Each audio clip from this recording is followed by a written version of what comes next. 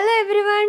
So നമ്മുടെ Onam exam കഴിഞ്ഞു, വെക്കേഷനൊക്കെ കഴിഞ്ഞ് തിരിച്ച് സ്കൂളിൽ ചെന്നപ്പോൾ നിങ്ങൾക്ക് ക്വസ്റ്റ്യൻ പേപ്പറും ആൻസർ ഷീറ്റൊക്കെ ഡിസ്കസ് ചെയ്ത് കാണും, ആൻസർ പേപ്പേഴ്സ് കിട്ടിക്കാണും. അതിൽ കുറച്ച് പേർക്കെങ്കിലും കുറച്ചും കൂടെ നന്നായിട്ട് എഴുതായിരുന്ന ഒരു വിഷമം കാണും അല്ലേ? മിക്കവർക്കും നല്ല മാർക്കൊക്കെ കിട്ടി കാണും. എന്നാലും എനിക്കിതൊക്കെ അറിയാമെന്നായിരുന്നല്ലോ, ഞാൻ പിന്നെ എന്താ തെറ്റിച്ചേ, അല്ലെങ്കിൽ എനിക്ക് അടുത്ത എക്സാമിനെങ്കിലും, ഇത് ക്രിസ്മസ് എക്സാമാണ് ഇനി വരാൻ പോകുന്നത്. സോ ക്രിസ്മസ് എക്സാമിനെങ്കിലും എനിക്ക് ഫുൾ മാർക്ക് വേണം നിങ്ങൾക്ക് ആഗ്രഹം കാണുമായിരിക്കും അല്ലേ? സോ നിങ്ങൾ എല്ലാവരും തന്നെ പഠിക്കുന്ന കുട്ടികളാണ്, എല്ലാവരും നല്ല അടിപൊളി പിള്ളേരാണ്. പക്ഷേ ചിലപ്പോൾ നമ്മൾ പഠിക്കുന്നതിലെ ആ ഒരു രീതിയിൽ എന്തെങ്കിലും കുറച്ച് മാറ്റം വരുത്തിക്കഴിഞ്ഞാൽ കുറച്ചും കൂടെ നല്ല രീതിയിൽ നമുക്ക് സ്കോർ ചെയ്യാൻ പറ്റും.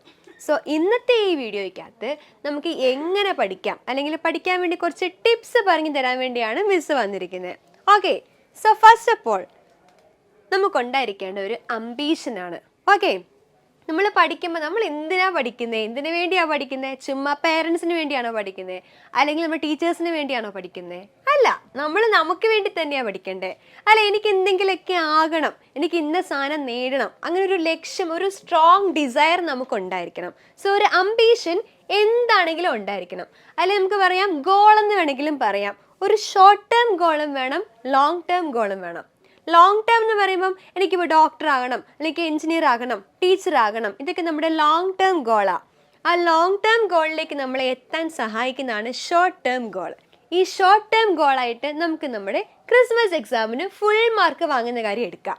ഓക്കെ, സോ നമ്മുടെ ഷോർട്ട് ടേം ഗോളാണ് നെക്സ്റ്റ് ക്രിസ്മസ് എക്സാമിന് ഫുൾ മാർക്ക് വാങ്ങണം. സോ ഈ ഒരു ഗോളിലേക്ക് നമുക്ക് എത്തിച്ചേരണമെങ്കിൽ അത്ര എളുപ്പമൊന്നുമല്ല. നമ്മൾ ആദ്യം തന്നെ പ്രയോറിറ്റൈസ് ചെയ്യാൻ പഠിക്കണം. അതായത് ഇപ്പം നാളെ ഒരു ഫങ്ഷൻ ഉണ്ട്.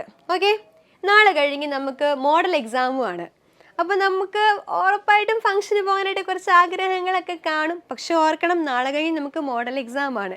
ഫങ്ഷൻസ് നമുക്ക് ഇനിയും വരും, പക്ഷേ എക്സാം ആണ്. നമ്മൾ എക്സാമിനെ പ്രയോറിറ്റൈസ് ചെയ്ത് കഴിഞ്ഞാൽ നമ്മൾ ഫംഗ്ഷൻ വേണമെങ്കിൽ വേണ്ടാന്നൊക്കെ വെച്ചിട്ട് പഠിക്കാൻ നോക്കും. അതല്ലെങ്കിൽ നിങ്ങൾ പഠിച്ചുകൊണ്ടിരിക്കുമ്പം നിങ്ങളുടെ ഹാളിൽ നിന്നൊക്കെ അല്ലെങ്കിൽ ടി വിയുടെ ഒച്ച കേൾക്കുക, നിങ്ങൾക്ക് ഇഷ്ടമുള്ള എന്തെങ്കിലും പ്രോഗ്രാം അവിടെ നടക്കുക.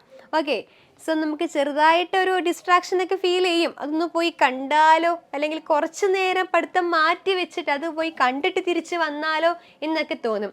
അവിടെയെല്ലാം നമ്മൾ പ്രയോറിറ്റൈസ് ചെയ്യാൻ പഠിക്കണം.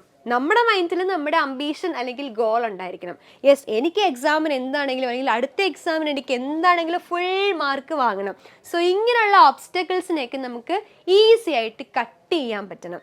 സോ നമ്മുടെ മൈൻഡിൽ എന്താണെങ്കിലും ഒരു അംബീഷൻ ഉണ്ടായിരിക്കണം.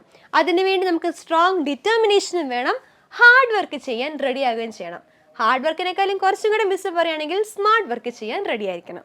ഓക്കെ, ദെൻ നമുക്കൊരു ടൈം ടേബിൾ ഉണ്ടായിരിക്കണം. നമുക്ക് എല്ലാം വേണമല്ലേ, പഠിച്ചാൽ മാത്രം പോരല്ലേ, എൻ്റെ കൂടെ എല്ലാം വേണമല്ലോ.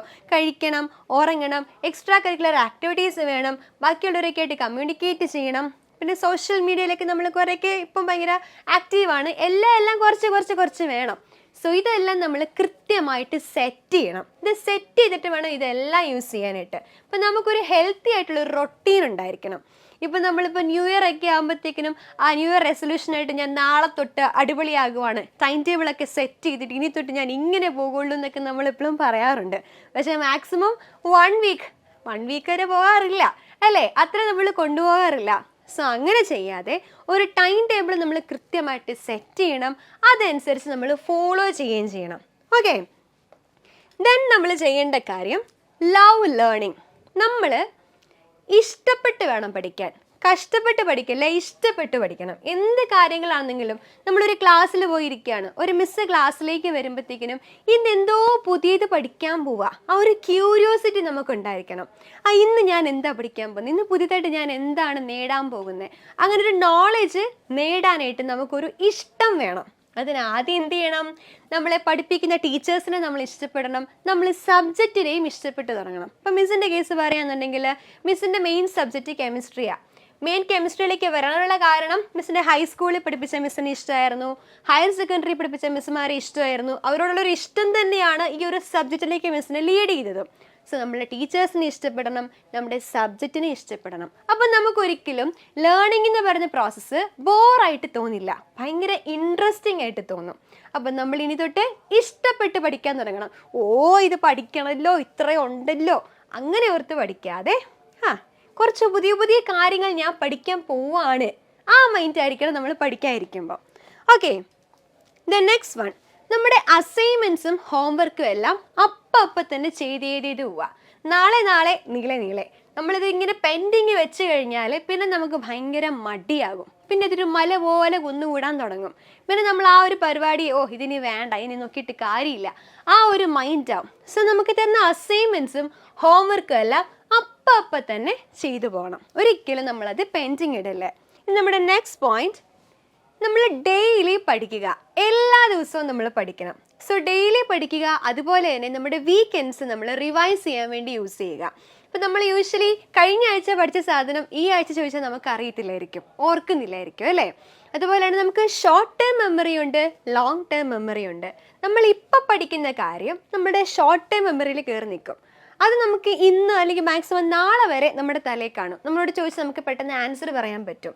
പക്ഷേ ഈ ഷോർട്ട് ടേം മെമ്മറിയിൽ കോഡ് ചെയ്ത കാര്യം ലോങ് ടേം മെമ്മറിയിലേക്ക് പോയാലേ ഉള്ളൂ അതൊരിക്കലും മറക്കാതെ നമ്മുടെ തലയിൽ എപ്പോഴും നിൽക്കത്തുള്ളൂ.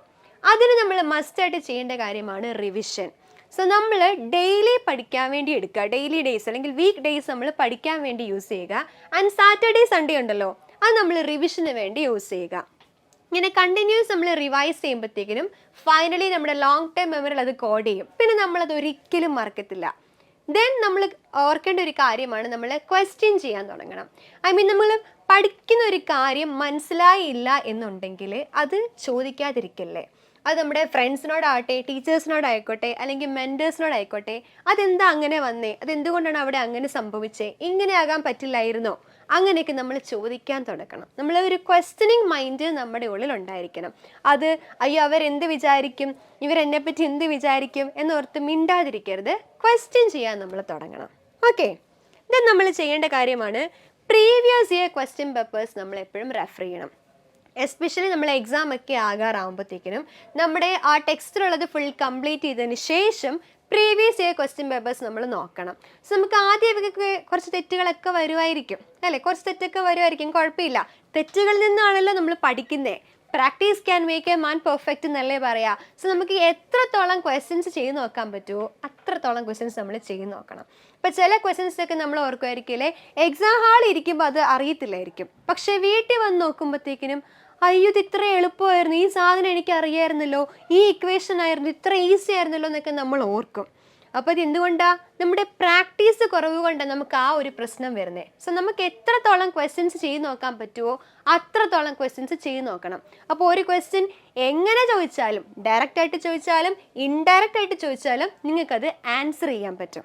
ഓക്കെ, ദെൻ നമ്മൾ ചെയ്യേണ്ട കാര്യം പഠിക്കുന്ന കാര്യങ്ങളൊക്കെ എല്ലാം സെറ്റാക്കണം. അതിനോടൊപ്പം തന്നെ നമുക്ക് നല്ല ഉറക്കം വേണം, ഹെൽത്തി ഫുഡ് ഹാബിറ്റ്സ് വേണം, പിന്നെ നമുക്ക് എക്സ്ട്രാ കരിക്കുലർ ആക്ടിവിറ്റീസ് ഇതെല്ലാം നമുക്ക് വേണം. ഒരു ഹെൽത്തി ബോഡി ഉണ്ടെങ്കിലേ ഉള്ളൂ ഒരു ഹെൽത്തി മൈൻഡ് ഉണ്ടാകത്തുള്ളൂ അല്ലേ. അപ്പോൾ നമ്മൾ എക്സ്ട്രാ കരിക്കുലർ ആക്ടിവിറ്റീസ് ഒക്കെ പോകുമ്പോൾ നമ്മുടെ ബ്ലഡ് സർക്കുലേഷൻ നന്നായിട്ട് കൂടും, നമ്മുടെ കോൺസെൻട്രേഷൻ കൂടാൻ തുടങ്ങും, നമ്മുടെ അറ്റൻഷൻ സ്പാൻ കൂടാൻ തുടങ്ങും. അപ്പോൾ നമുക്ക് നന്നായിട്ട് പഠിക്കാൻ പറ്റും.